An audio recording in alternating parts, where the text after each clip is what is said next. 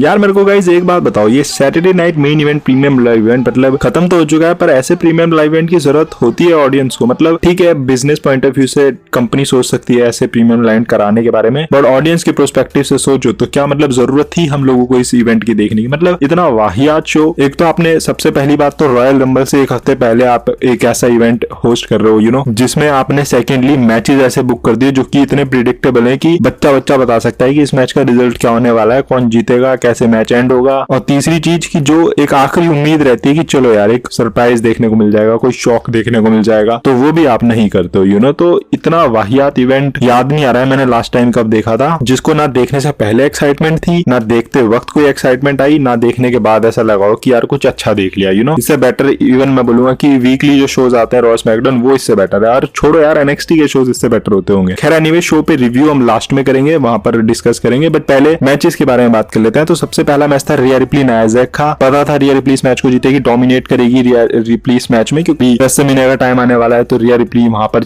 As champion जाने वाली है। नाया जैक का तो सीन खत्म ही है, तो यहाँ पर रिया रिप्ली ऑब्वियसली इस मैच को जीतकर अपनी चैंपियनशिप को रिटेन कर लेती है। दूसरा मैच था ब्रॉन ब्रेकर शीमस। अगेन इस मैच में भी पता था हर मैच की तरह कि ब्रॉन ब्रेकर इस मैच में जीतेंगे, जो कि अच्छा मैच था and Bron Breakker at the end इस मैच में जीत जाते हैं। इसके बाद था कॉन्ट्रैक्ट साइनिंग, जो कि एक ऐसी चीज थी जिसको देखने के लिए मैं एक्साइटेड था कि चलो कॉन्ट्रैक्ट साइनिंग हो रही है तो कुछ एक्साइटिंग होगा। शॉन माइकल आते हैं इस कॉन्ट्रैक्ट साइनिंग को होस्ट करने के लिए। अब शॉन माइकल आते हैं, देन फिर वो केविन ओवेंस और कोडी रोड्स को बुलाते हैं। Cody Rhodes straight away sign कर देते हैं contract, but then Kevin Owens जैसे साइन करने के लिए जाते हैं वो बोलते हैं भाई तूने स्मैकडाउन में कुछ एक बात बोली थी जो कि मेरे को पिस ऑफ करा। तूने बोला कि भाई मैं इजी वे आउट ढूंढता हूँ, ऐसा कुछ भी नहीं है। अगर ऐसा होता तो बैश इन बर्लिन में जब तेरी नी वगैरह इंजर्ड होगी थी तो मैं उस वक्त इजी वे आउट ढूंढ सकता था तेरे पे अटैक करके एंड ऑल। देन फिर केविन ओवेंस ये भी बोलते हैं कि जब मैं तेरे को हराने वाला हूँ, जब मैं तेरे को हरा दूंगा रॉयल रंबल में, तो उसके बाद वो सारी चीजें जो तेरे को मिल रही है, मतलब वो पायरोज, वो सेलिब्रेशंस, वो पोस्टर में तेरी फोटो, बसेस में तेरी फोटो, वो सारी चीजें फिर मेरे साथ होगी, बिकॉज मैं ये डिजर्व करता हूँ पिछले 10 सालों से। उसके बाद फिर केविन ओवेंस भी कॉन्ट्रैक्ट को साइन करते हैं। शॉन माइकल वहां पर बोलते हैं कि भाई तू जेलस लग रहा है इससे, बट देन फिर शॉन माइकल को भी जवाब दे देते हैं केविन ओवेंस की जेलस तू मुझसे, क्योंकि इस विन टाइटल का जितना मैं कर रहा हूँ इस टाइटल के साथ तूने कभी नहीं किया अपने 90s में। उसके बाद फिर शॉन माइकल के ऊपर अटैक करते हैं, वो मतलब एक पाइल ड्राइवर लगाने वाले होते हैं शॉन माइकल के ऊपर, बट वहां पर कोडी रोड्स होते हैं ऑब्वियसली, तो वो नहीं हो पाता है। एंड देन उसके बाद हमें एक स्विच इन म्यूजिक देखने को मिलता है शॉन माइकल की तरफ से, जिसके बाद केविन ओवेंस रिंग से बाहर चले जाते हैं। अब ठीक है, अगर आप इस कॉन्ट्रैक्ट साइनिंग को स्मैकडाउन के शो में कराते तो मैं बोलता यार मजा आ गया, बट इवेंट में करा रहे हो एक प्रीमियम लाइव इवेंट पे, तो मैं सोच रहा था कि कुछ बहुत वाव होगा यू नो, कुछ वैसा कराते हैं आपकी शॉन माइकल के ऊपर अटैक होता है यू नो केविन ओवेंस की तरफ से, पाइल ड्राइवर लग जाता है शॉन माइकल को, तो वो देखकर लगता है यार शॉक कि भाई ये क्या हो गया यू नो। तो मेरे हिसाब से इवेंट में कराने जैसा तो कॉन्ट्रैक्ट साइनिंग ये कुछ थी नहीं। इसके बारे में भी हम रिव्यू में बात करेंगे आगे। अगले मैच पर चलते हैं जो कि था जेकब फातो ब्रॉन स्ट्रोमैन का मैच। अब ये एक इकलौता ऐसा मैच था जिसको देखने के लिए फैंस भी एक्साइटेड थे, मैं भी एक्साइटेड था, मतलब हर कोई एक्साइटेड था। अब इस मैच में देखने को मिलता है पहले तो ब्रॉन स्ट्रोमैन की पावर देखने को मिलती है, उसके बाद जेकब फातो की मिलती है, उसके बाद तो जेकब फातो भाई डिस्ट्रॉय कर देते हैं ब्रॉन स्ट्रोमैन को, मैच को रोकना पड़ जाता है।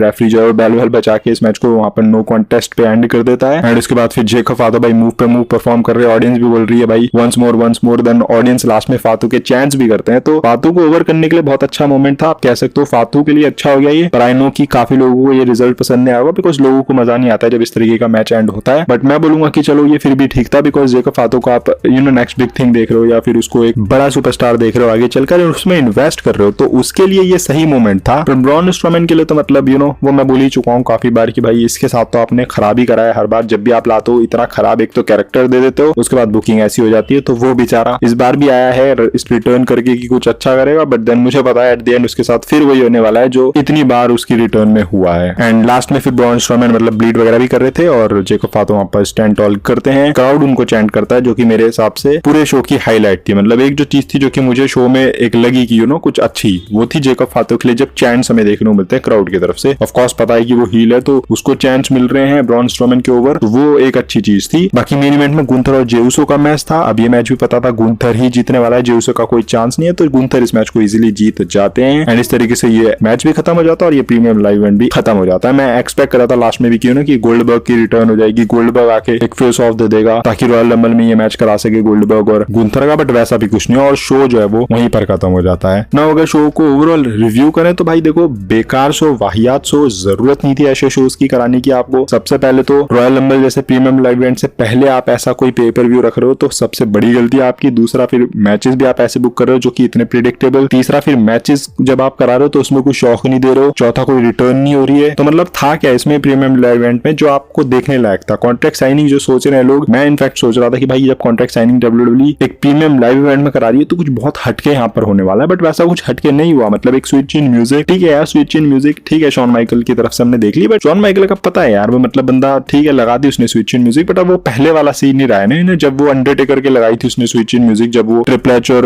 अंडरटेकर की फ्यूड चल रही थी तो शॉन माइकल आके वो स्विच इन म्यूजिक लगाता, उस वक्त का टाइम अलग था उस वक्त फिर भी शॉन माइकल काफी थे मतलब यंग वगैरह। अब बेचारा वो बूढ़ा हो गया है, अब वो स्विच इन म्यूजिक लगा रहा है तो उतना कोई वो मजा नहीं आ रहा उसमें। मजा तब आता जब केविन ओवन शॉन माइकल के पाइल ड्राइवर वगैरह कुछ परफॉर्म करता है तब हमें लगता है कि अरे यार वाओ क्या ही हो गया है। बिकॉज आपको पता है केविन ओवन वैसे भी हार नहीं वाला है रॉयल रंबल में, तो आपको उसको स्ट्रॉन्ग दिखाना था, तो यहाँ पर मौका था आपके पास उसको स्ट्रॉन्ग दिखाने का या उसको और हीट दिलवाने का तो वो मौका आपने खो दिया मेरे हिसाब से। ताकि चलो पाइल ड्राइवर में भी परफॉर्म ना कर पाते शॉन माइकल तो कुछ और मूव मार सकते थे, कुछ बेसिकली स्ट्रॉन्ग दिखाना था आपको केविन ओवेंस मेरे हिसाब से, जहां पर आपने गलती करी है। बाकी शो बहुत लेम, बहुत वाहियात, बिल्कुल भी जरूरत नहीं थी। इनफैक्ट ये शो वैसा लगा जैसे कोई लाइव इवेंट नहीं कराती है WWE, बिल्कुल वैसा लग रहा था लाइव इवेंट जैसा, जहां पे पता होता है रिजल्ट क्या होने, बट आपको वो सुपरस्टार्स को देखने का मौका मिल जाता है, तो वैसा ही कुछ यहाँ पर था। पर ये चलो जो इवेंट देखने गए हैं वहां पर लाइव, उनके लिए तो चलो फिर भी ठीक है कि चलो सुपरस्टार्स देखने को मिल रहा है, लाइव देखने को मिल रहा है। बहुत से लोग पहली बार भी आए होंगे शोज को देखने के लिए एंड ऑल, रिकॉर्ड कर रहे हैं, कोई यूट्यूब पे भी डालेगा अपने, कोई इधर उधर डालेगा, तो उनके लिए ठीक है। बट जो ऑडियंस टीवी पर देख रही है हम जैसी, उनके लिए क्या है भाई, इस इवेंट में कुछ भी नहीं था